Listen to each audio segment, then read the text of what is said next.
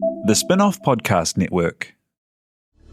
This is Kiwi is back for a brand new season with more inspiring kōrero from special guests including rugby player, father and role model TJ Perenara. My family bring me joy. Rugby brings me joy too, but it's not the same joy as my family brings me. And global dancer and choreographer Kirsten Dodgen. For some reason, people think I'm very intimidating. Listen to the new season of This is Kiwi, brought to you by the Spinoff Podcast Network in collaboration with KiwiBank. Available now wherever you get your podcasts.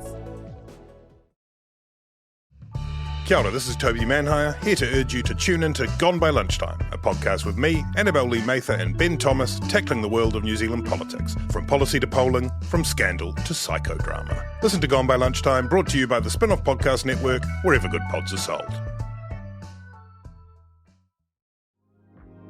Today I'm talking to Spinoff founder Duncan Greive. Duncan has been writing regularly this year on business, politics and pop culture, but his slightly more niche area of interest is the media itself. This week was a big week for the media, with AM and Newshub airing their final episodes, and a new lease on life for the Fair Digital News Bargaining Bill. If you don't know what that bill is, I would suggest looking at Duncan's author page on the Spinoff, as he has written more about it than probably anyone else in the country. Duncan also spoke to Samantha Hayes and Mike McRoberts about their time at 3 in a sprawling emotional interview that you can read now on the site. I wanted to speak to Duncan about how he balances relationships with industry colleagues while also reporting and sometimes investigating them, and what compels him to write now that he's not a full-time journalist with regular deadlines. Here's Duncan Greive on Behind the Story. Welcome, Duncan. Great to be here. Thanks, man. You are the Spinoff's only news reporter in that you report on the news and what's happening with the news and media. How did you end up with that job? Yeah, it's strange, right? It's not something that I intended to do, though I was actually briefly a media columnist for North and South before the Spinoff started. So I obviously had... When was that? It would have been like 2012, something like that. It was just a page column, which I had forgotten until we mentioned it now. I honestly don't think I was very good at it. Virginia, the then editor, was very kind and sorted out for me. But I was sort of skirting around the edges of the thing rather than right now I feel like I'm in it. But to answer your question about how I've ended up doing it, it's partly a consequence of...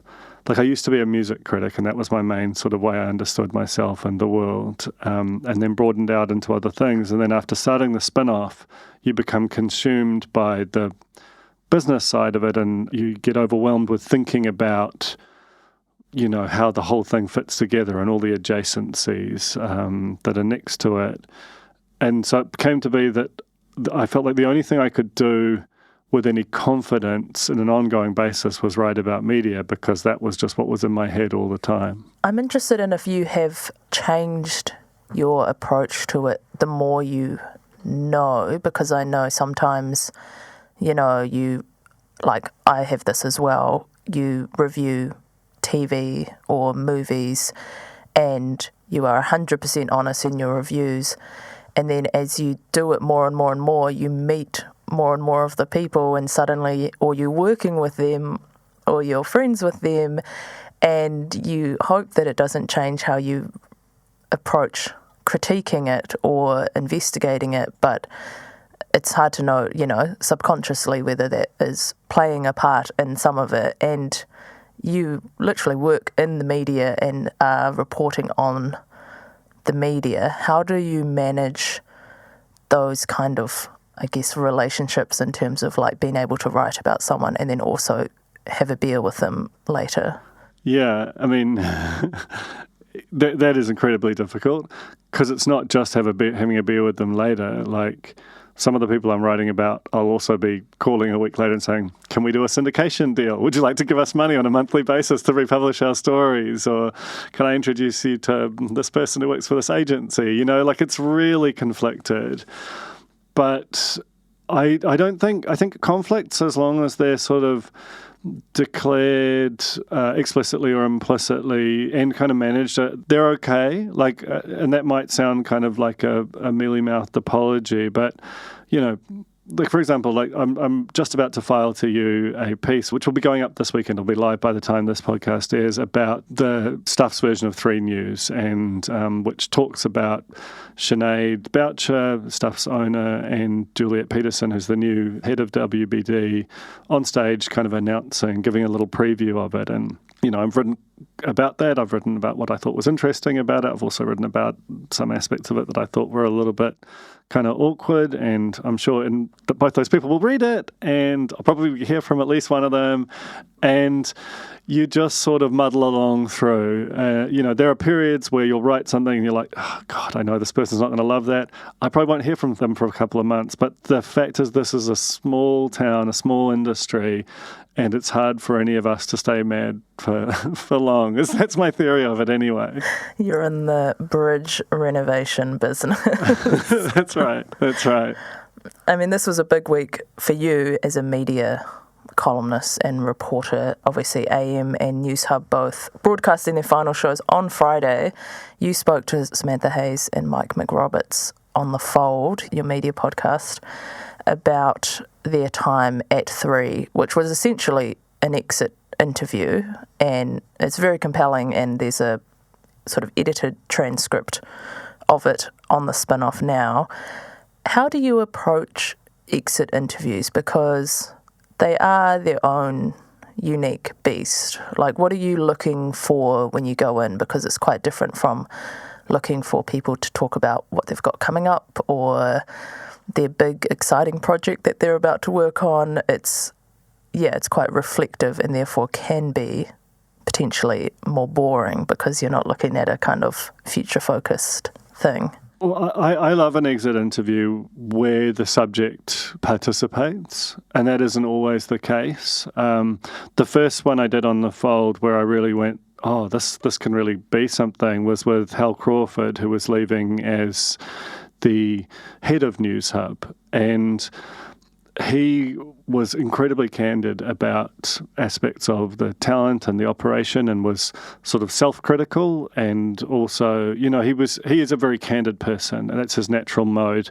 I don't know if he would have done the interview had he not been willing to do that. He's just that kind of a person. There's that amazing moment in Juggernaut that's just called to mind when, I can't remember, is it George Schultz or the American guy talks about, Toby asks him if he can use that on the record, and he goes, I have never been off the record. That's the most American thing to say. It's so amazing. I'm like, God, what a gangster. But Hal's got a little bit of that quality in him, and that he could never bullshit you. It's just not his way. And so that sort of made me realise what you can do in a live podcast context with someone who's willing to go there. It doesn't always happen. Quite frequently when someone's leaving a place, their relationships are still incredibly important to them, or they have some kind of fear about it. But I think the one with Sam and Mike really worked because the thing is really ending. It's not like if they said anything bad about Newshub, which they didn't, that would make the people who are continuing to do the same job the next day harder. There is no next day. So it's the ultimate exit interview in a way. But you do very frequently really want something from someone. I can recall a person I was interviewing once who told me amazing things off mic, and I was like, oh, this will be incredible. And I assumed that that's what we were going in there to do. And then they started talking. I was like, well, this ain't it. What's going on here? And you can text Duncan directly if you would like to know who that person was. I'll never tell. I might. There was also quite a big macro development in media this week, with National U-turning regarding the Fair Digital News Bargaining Bill, which they are now embracing. You have written about this bill probably before it was even a twinkle in the eye of the then government many years ago, and it's not something on the face of it that the entire country is going to get extremely invested in. How do you write about something when you know that you are kind of working uphill to get people emotionally engaged with the topic? I'm not sure that I've succeeded with this. It's so technical, and there's so much kind of sort of jargon and so many things you have to lay out every time just to kind of get to the starting line with it, that it's really difficult. And also because it has been a saga, like this thing really kicked off in 2021 when Australia passed its own version of the bill. So we're now, it was February 21, so we're now nearly 3.5 years later, and we're getting to not even the same position. And I wrote about that. I basically woke up one morning and Facebook had turned off news. That was the real kick-off point for me. And there was a cyclone bearing down on Australia, and suddenly there was nowhere that, like, the Queensland Weather Service was caught in it, so they couldn't even, like, it was a really, that was kind of amazing, right? Because that was a very big post for us, but because you could see the stakes immediately. What Facebook has done subsequently is, like, it's turned off news in Canada, but broadly it's just turned down the distribution of news, like, you know, step by step, to the point where, you know, it would have been typical for the Spinoff a few years ago to have 30 or 40% of our traffic come through Facebook on a given day. Now I think I looked, you know, yesterday, and it was like less than 10%. So, and that they've acted like that's consumer preferences, and maybe there is something in that, but I think it's largely these are deliberate acts to kind of shrink it. So that's the sort of the macro of it, is they came along, they made a huge thing about how much they loved news and you should go to Facebook for your everything. And then and they made a lot of money out of that and built a huge business out of it, and not entirely out of news. News is a very small part of it, but it's still a very meaningful one, and that was the compact. And then slowly that relationship changed, and that's basically what birthed this bill. But unless you're sort of working in the business, you haven't, and been paying close attention, you haven't seen that happen. So that's part of the challenge. And then the other part is telling a story which is evolving beat by beat by beat over years, and where you have to kind of lay out the same thing over and over. So I am really looking forward to the day when this is just in the law books and we're just operating in that environment, because I find myself going, have you written this exact, like, word for word paragraph before? And are you starting to lose your mind? So yeah, it has been a long, crazy trip to get to this point. I mean, it is interesting. I remember watching All the President's Men and then going and, you know, reading about Watergate and being very surprised that Watergate was not one front page story. It was, you know, like 300 individual tiny little update reports, some of them probably extremely boring. And I was just thinking, I just cannot imagine anyone, one, having the freedom to write that many stories about the same topic, no matter how scandalous, and two, anyone reading that many. You know, it feels like you have to put everything into a single article and that's it, because you got one chance to kind of get people on board with an idea. Well, that's because you're a magazine person, and I'm also a magazine person, right? And so for us, the canonical form of a story is like a 9-page feature in New York Magazine or something. Like that's how we would like to understand it, where it's got a bit of a bow on it.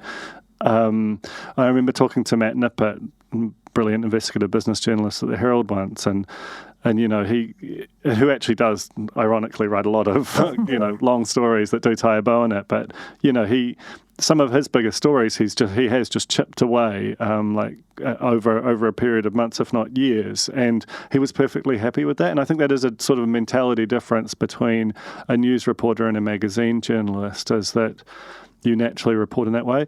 And the thing is, I'm a magazine type person. If I think about the pieces of work that I've created that I'm most proud of and feel most satisfied by the conclusion of, they're big chunky features that had a lot of work in them but feel like they capture the whole of a thing.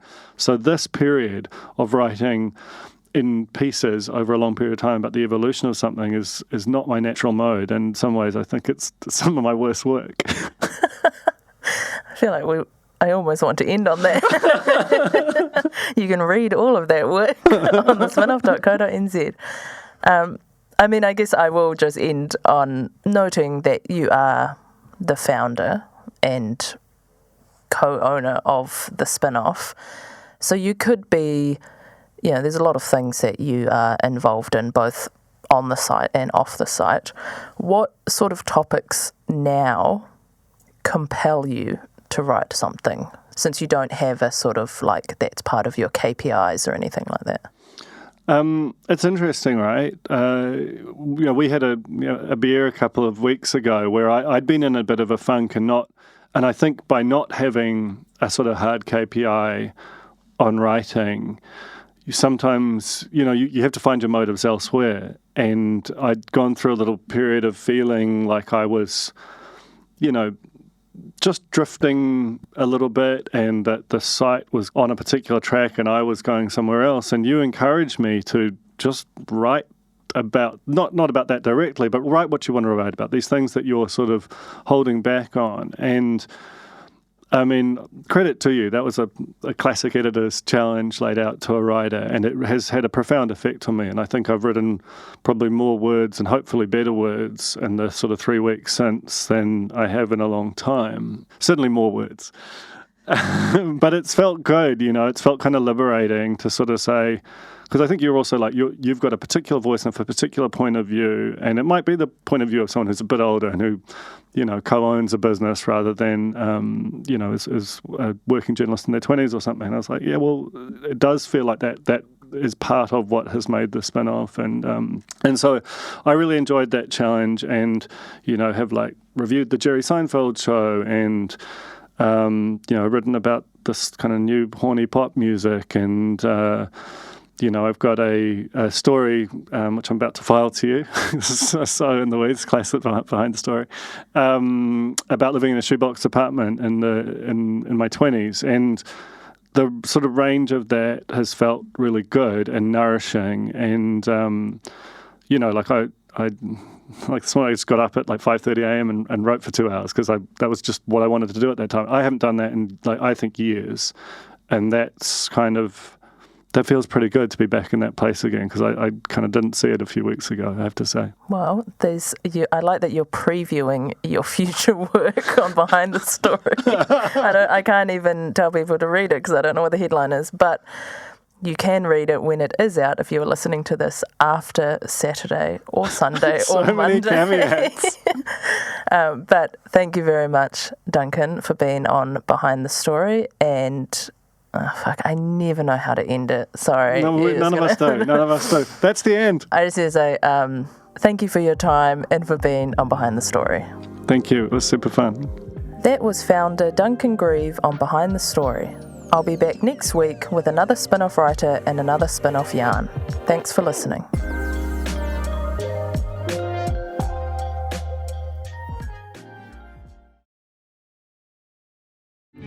Kia ora, I'm Duncan Greive, founder of The Spinoff.